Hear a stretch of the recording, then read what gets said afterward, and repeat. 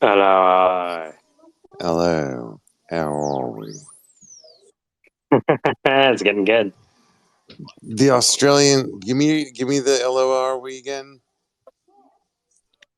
Hello. How are we? It's so British. Yeah. Why do I have to like make it like a rubber band more? Yeah. Yeah. Hello. How Ugh. are we? Like 10 octaves down and like half the speed. Hello. Oh, okay. Hello. Oi. How are we? Oi. Gonna go out to the outback. Bring the Sheila. When I Do do it, I some sound like hunting. I, it's interesting because I think because I'm in Canada, I have to go through India to get to Australia. So like I feel like Manish doing an impression of her. uh, I'm a dude playing another dude who's playing another dude. Yeah, Oh, yeah, fair, essentially. fair. How goes the day, man? How's things?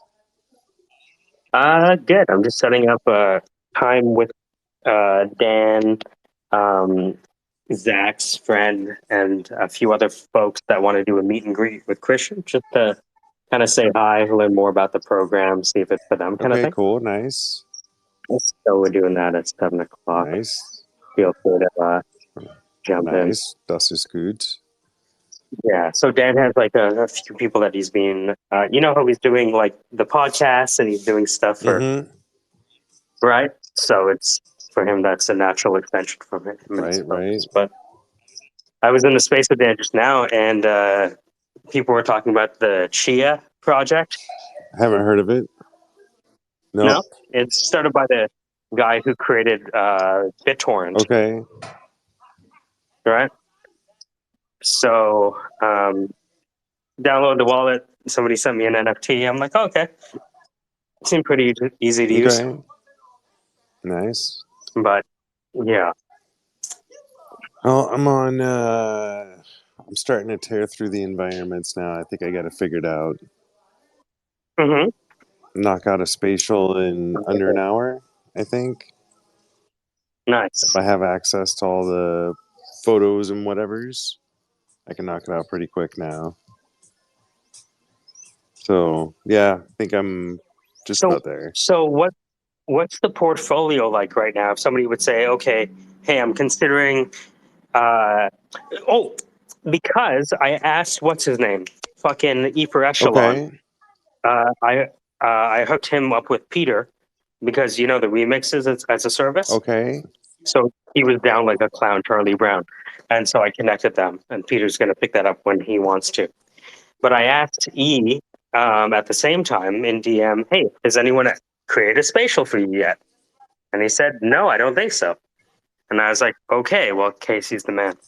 So what's really interesting about that is that their Egoverse is a first-person shooter, Yep. right?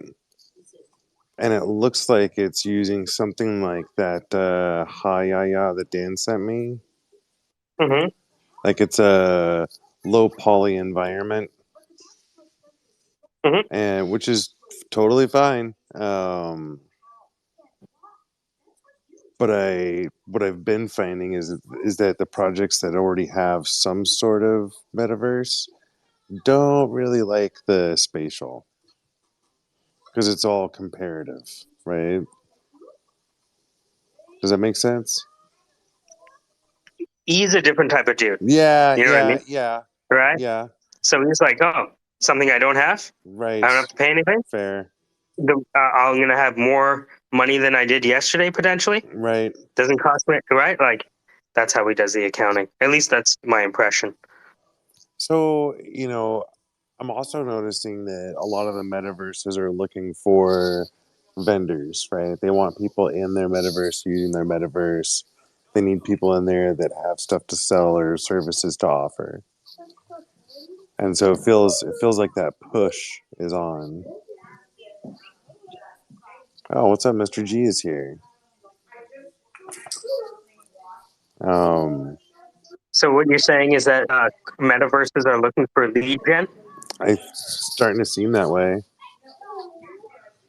It's a collection of, okay, we've sponsored this metaverse, we've built out this platform, and it can hold, X number of shops.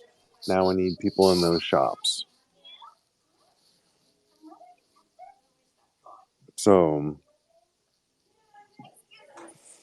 I think it's really interesting when I look at like the size and scope of the metaverses. Some of them are tiny, and some of them are like really tiny, and others are just fucking massive. I want to try using that thing that Post Road used. The no avatar metaverse. Yeah, The reason it's smooth. You're right. It's smooth, but it's smooth because there's no avatar to link to it. It's just like free flight mode.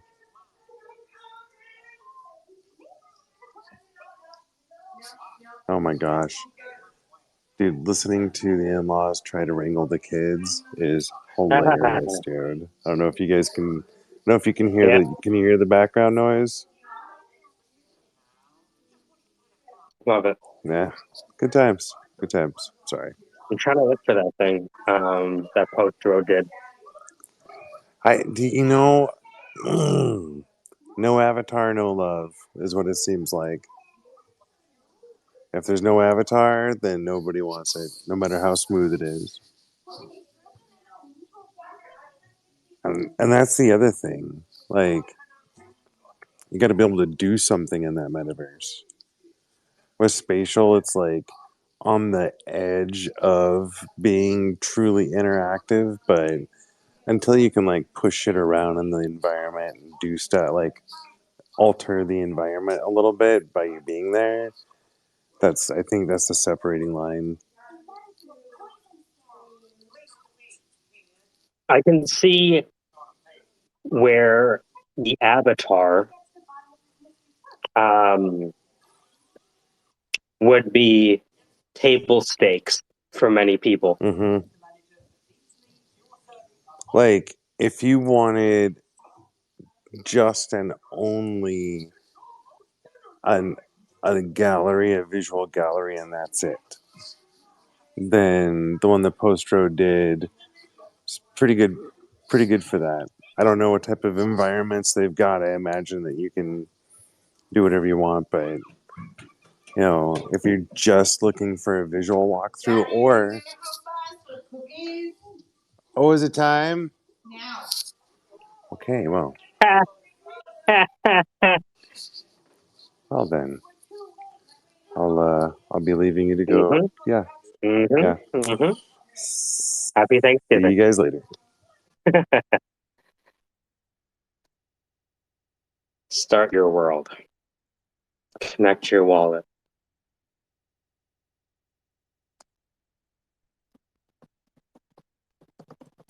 Okay, connecting wallet.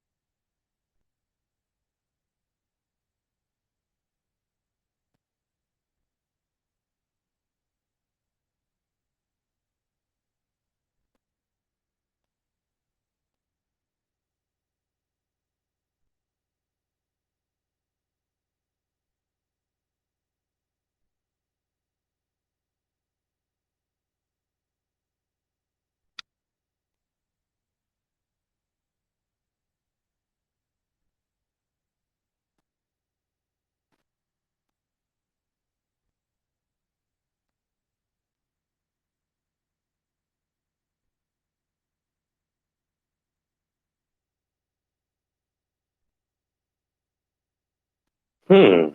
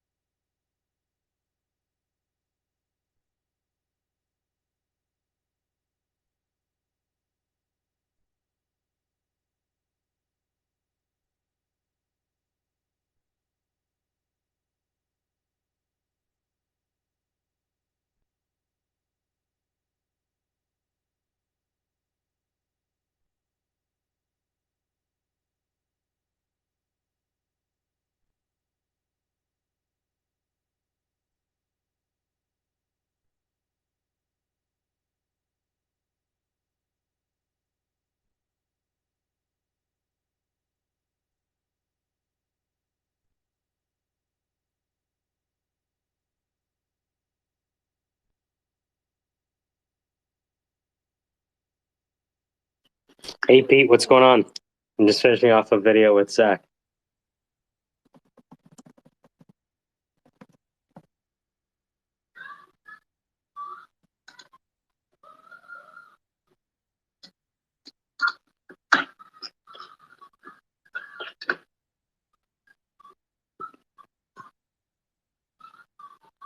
Okay, video almost done. All right. So, bang, bang. Wonder how large this file is. Zach video for Jason, 29 megs. All right. If you have a sec, can you jump into the Twitter space and we can edit this together? Yeah, hold on 1 second. I'm sending you the video now.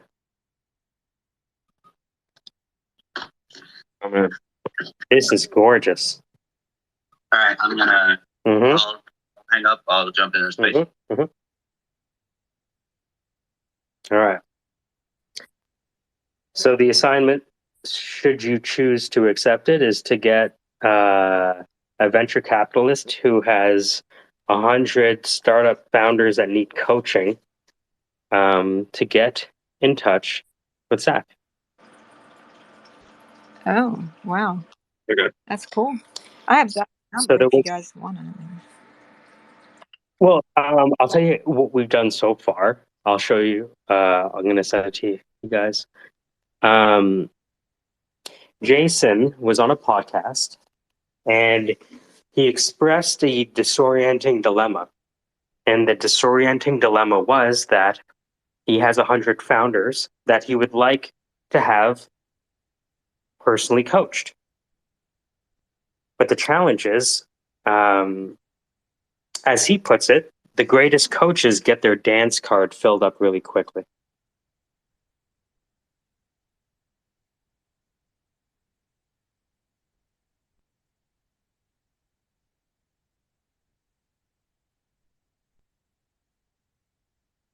All right, I'm sending it to Peter and Jason. Sorry, Sandra now. It should come to you in the next 15 seconds. Zach's looking it over right now as well. Oh, yay. I missed the first part. Cool. Good. Yay. I'm so excited for him.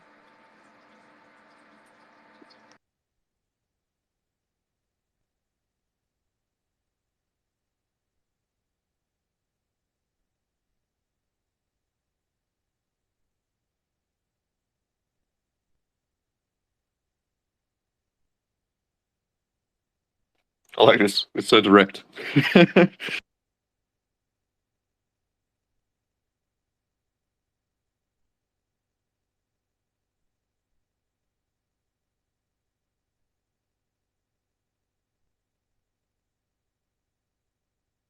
I love it. That's perfect. I like it. It feels like it's about to be like. It feels like it's going to break into the typical sort of like, motivational speech type ad. And it's actually like, no, just go contact Zach. Beautiful. Well, Jason already knows Zach's name and has interacted with him before, just hasn't taken the next step. So the question is, how might we, right, get him to act? And if he's articulating a disorienting dilemma, then let's dare him to call our bluff. Yeah. It's I rate it. I like the idea. That's version 1. I'm going to let it marinate for a little bit and then post it. And then we can see if he responds within 60 seconds. That's the only sign of success. If he doesn't respond in 60 seconds, I'm not interested. God forbid he's like, busy doing something at the time you post it. And like he comes back, he's like, oh shit, I better contact Zach. And you're just like, nah, offers off. Yeah. Sorry. Get in line with everyone else. Because we have to manifest. So what we need to do, guys, is add emotion with imagery and conviction. And most importantly, imagine it like it already happened. I fucking hate you.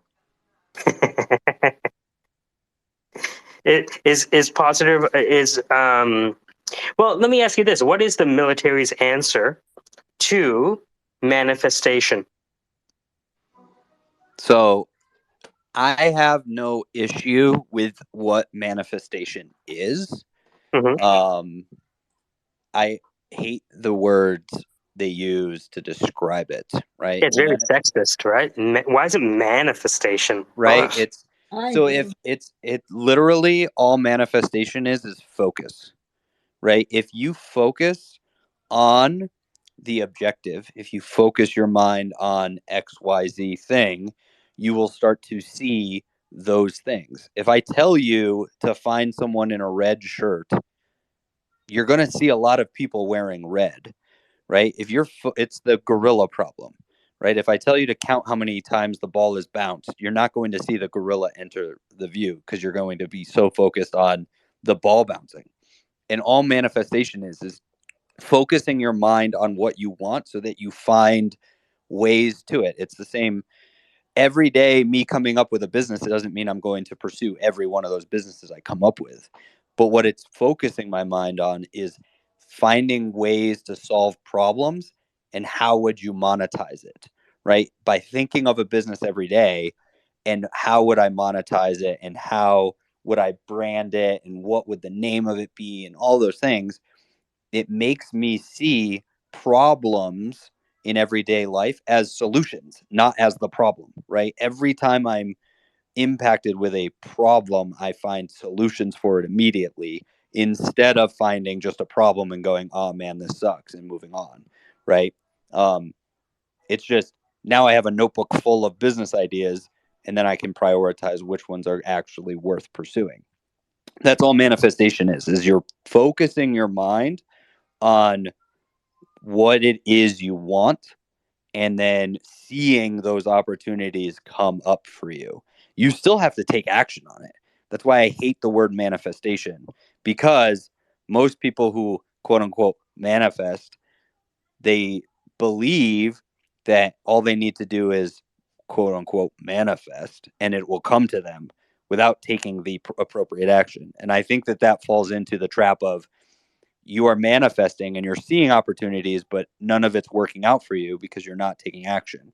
And then the manifest coach gets to sell you their second course, which is on how to take action when you manifest the opportunity, right? It goes to that, like, there's a guy drowning in the ocean and boat comes up and the guy says, do you need help? And he goes, nope, Jesus will come and save me. And another boat leaves and another one shows up and goes, hey, do you want us to save you? And he's like, nope, Jesus is going to come and save me. And then when he dies and drowns and goes to heaven, Jesus goes, I sent you 3 boats. Like, it's the same thing. If you manifest and you don't take the opportunity when it comes, it doesn't mean anything. But the only thing it means is that the manifest coach gets to sell you part 2 of their series, which is taking action once you've manifested opportunity. So I think it's I was having this conversation with Lincoln over text. Is like there is a fine line between planning and taking massive action.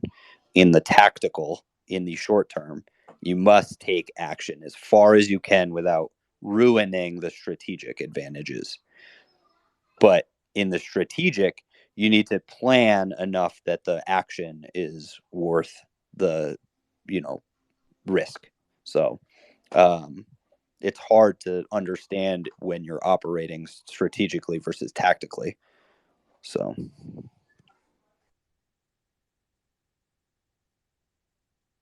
I do actually agree with what you're saying, Zach. I mean, I haven't read some of the more recent books on manifesting. I think one of them's like the Oprah, Secret or whatever. But I have read the older ones. I don't think the older texts suggest that you shouldn't be taking massive action. And it's unfortunate that some of the later ones do that. Well, I think none of them say you shouldn't be. I think that some of them just fail to teach how to take action, right? Right. And I think that that's the second issue, is that it's saying here's how to manifest, which is just how to focus your mind on what you really, really want, right? Same thing with affirmations in the morning. If I tell everyone, like, if I sit there and I scream in the mirror that I'm in shape and I eat healthy, but then I go and get a burger and I never work out, right? Like, those affirmations don't do shit. You have to back up your affirmations with reaffirming them through action. Otherwise, you're going to feel worse about yourself because you're just lying to yourself in the mirror. And there's no one worse to lie to than yourself. So I think that's my big problem with a lot of the, personal self-development coaching bullshit out there, is that they tell you, like, you should do this, but then never how to take that second step until it's already past you, and you're like, you go to your next meeting and they're like, oh yeah, well, I wish you had told me before. Same thing. I have a problem with therapy, right? A lot of therapy is just, they don't give you tools to make changes. They just sit there and listen to you, and then they go, like, there's a new movie with Jonah Hill made, and he actually talks to his therapist. And in it, his therapist goes, you know what sucks about therapy is your friends give you advice and your therapist listens when you want your friends to listen and your therapist to give you advice, right? Like, the whole system's ass backwards.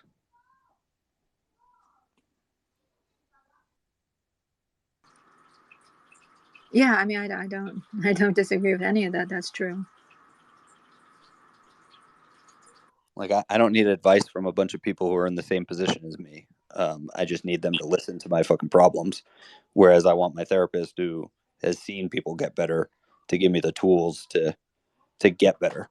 And that's like why I'm going into psych, is because I want to. I feel like I've developed some tools that I've worked with soldiers with and clients with, and I was like, why aren't these codified as something to be used, like, actually from a therapist? So when people ask me why I'm going and getting a master's in organizational psych and clinical, like, it's because I want to do clinical things at some point, because I've cultivated this whole idea of, like, tools that work. So That's fantastic.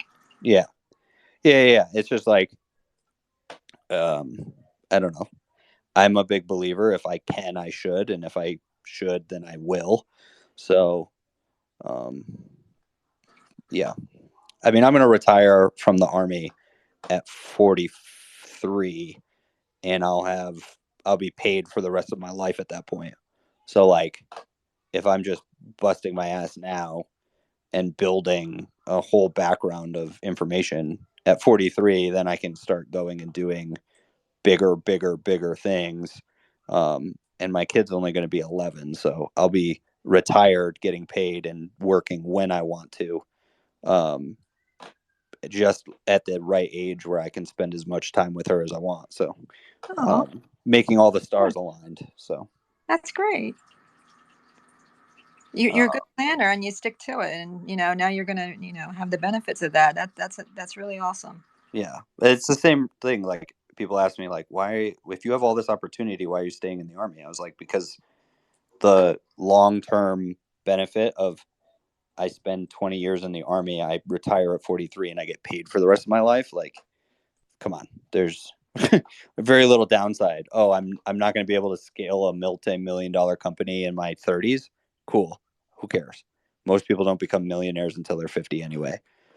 We forget that fact because everyone talks about the 20-year-old who became a billionaire. I don't care, right? Statistics say you're more likely to become a millionaire in your 50s than you are in your 20s or 30s. But we want to fall for the fallacy that, a few people can do it and now I can, and that's not true. So, well, that's how people make their money, though, right? I mean, encouraging people that really don't have any business trying to do, like, they just don't have what it takes. I bet that's easier for you to tell. Like, you meet 5 people, and you could probably pick out of the 5 of them who you think is going to make it. so to speak, you know? Yeah, I mean, I think that the people who are going to really, really make it, I mean, I think that if we boiled it down to one thing, it's grit. And that's The tweet is at the top, by the way. oh, there we go. I think we have a good 17 to 27% chance on this one.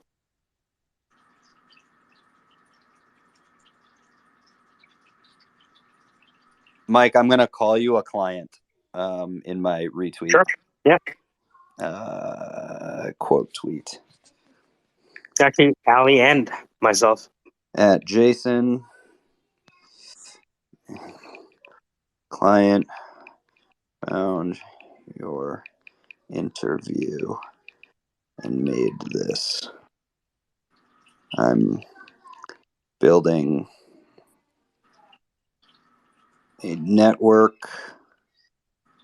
of coaches from the military focused on startup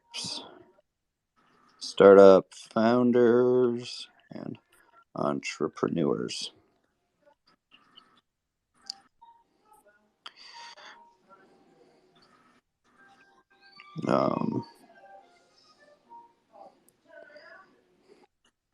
Everyone wants a wartime CEO, yet few have seen war.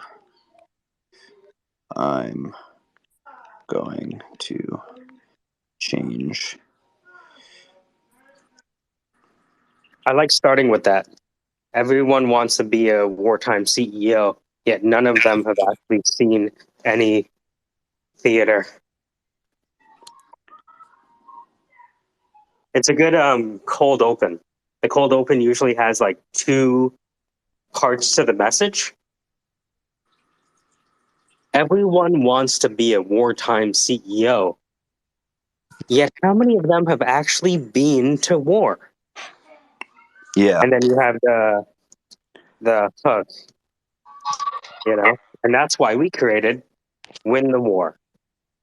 And then you have the solution. Well, and I think that that's the hardest thing that I'm facing right now is if I had to say who is my target client. I know that the startup founder client is my ideal client because I would love it if VCs would. Jason is your ideal client. Yeah, that's what I'm saying. The VC paying for it, right?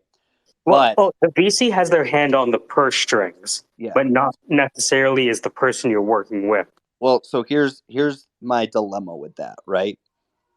Getting individuals from the army to be able to do what a few of my coaches are able to do in terms of having those conversations that need to be had with those getting them to realize how prepared we are to take on these on paper multimillionaire kids as clients is hard, right? They sometimes don't see that they are like very prepared to do it.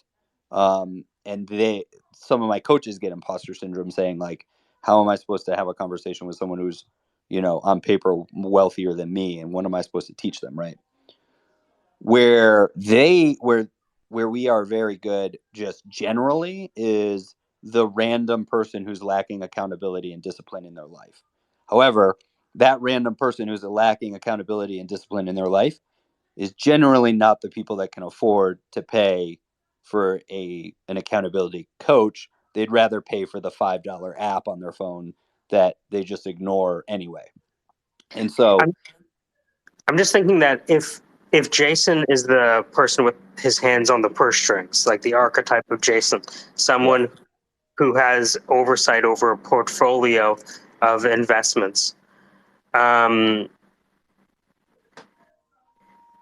with that focus as the customer, and let's say Jason signs up, And if Jason signs up, that means he's signing up, I don't know, let's say a small group of 10 founders to start, right? 1/10 for a stealth project.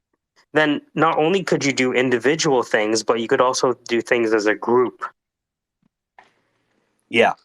And that's the next thing is like me doing individual coaching with each founder that I have right now works, but I know that it's going to need to go to group coaching at some point. I just think that there's, Which is fine. I mean, well, Sandra and Peter have been a part of the voice acting class, and that was a group. So right? here's the one issue I see with that, right? Is if I'm working with multiple VCs, I'd have to keep the groups between the VCs done, like to those companies. And number two, I think my second part is I phrase things very differently to each client to get results. And if they were to say in a group setting how I phrased it to them, it may confuse someone when I phrased it to somebody else very differently to get them to see. I still think you need the individual time. Yeah. I'm just saying if there was a group of 10 people that are all in the same portfolio umbrella, then you could, that would lend itself to, right? Yeah, no, I absolutely agree. And I think at the price point that we charge, right, group coaching has to be a thing. But I think that, ultimately my goal, right, is if he has 200 people, right, and let's say, and he said, half of them need coaching. So that's 100 people. And let's say, because my base like coaching for that is 200. So that's 20,000 a month, right? And let's say it's 50%. So 10,000 goes to the coaches with 100 people divided by 10. So I would need 10 coaches. 10,000 divided by 10 is 1,000. So that's $1,000 a month. So let's say 150 times 10 is 1,500. And let's say it's 7 hours. So 1,000 divided by 7. Okay. Yeah, I think that it's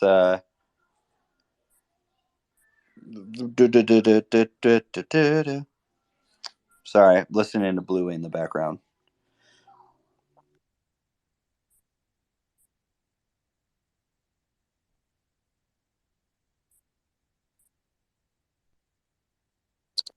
By the way, Sandra, Pete, we're doing a session with Christian today in 5 hours from now. It's kind of a group meet and greet with Dan. Zach introduced me to someone he knows, Frankie, who's interested in the course as well. So we're just going to do a meet and greet if you want to say hi. Yeah, that'd be awesome. If you can send me the Zoom, is it the same Zoom link or? Always the same Zoom link, yeah. Okay. And what time is it going to be? 5 hours from now, so 7 p.m. Eastern. Gotcha. Okay, sounds cool. Awesome. And I think that the next part that I need to do is figuring out the automation between right, like I do weekly calls and it really should just be twice a month. And I do weekly calls because there's the level of accountability for the in-betweens. And like I think that there's going to have to be much shorter. I think restructuring how we do the call system is the only way in which we're able to make it fiscally work for people, for the current like veteran population. Like I have, the same kind of scaling thing with. One sec. Check. Can you hear me? I'm trying out these new headphones. I can hear you. Okay, it's not coming through my head. Let's see if this changes calls. Check. Wonder if that changes anything.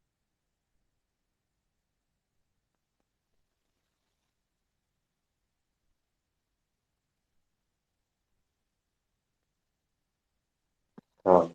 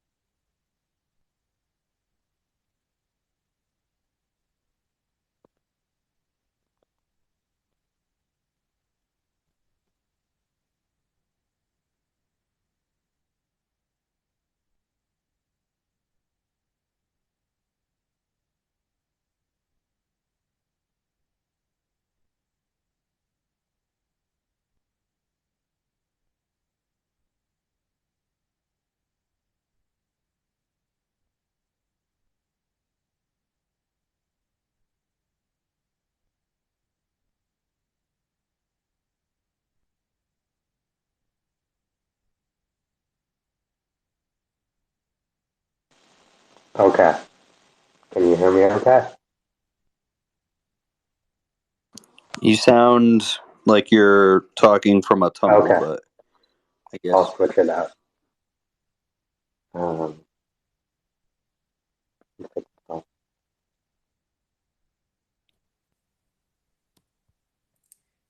switch that off. Okay.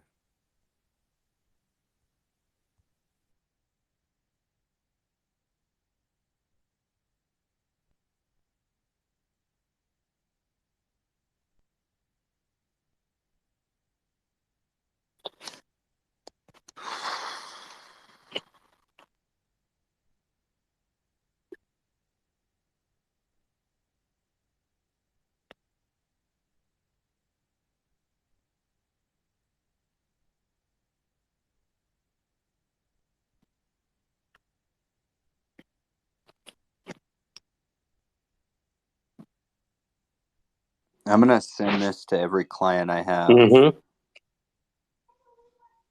and see if I can get them to comment.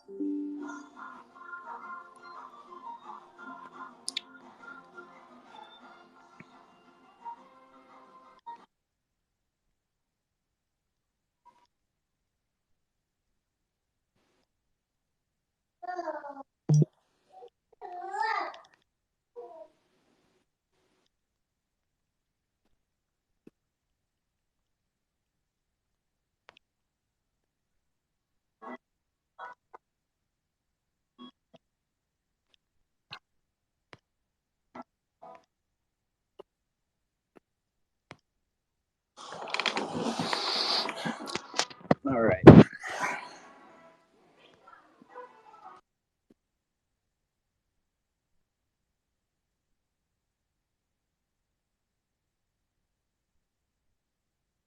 All right. I have to get on a phone call with my mother, and I will be back. Mm-hmm.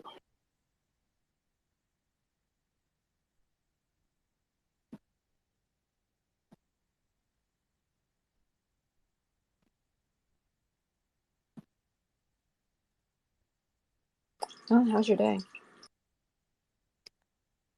Right. Just chilling.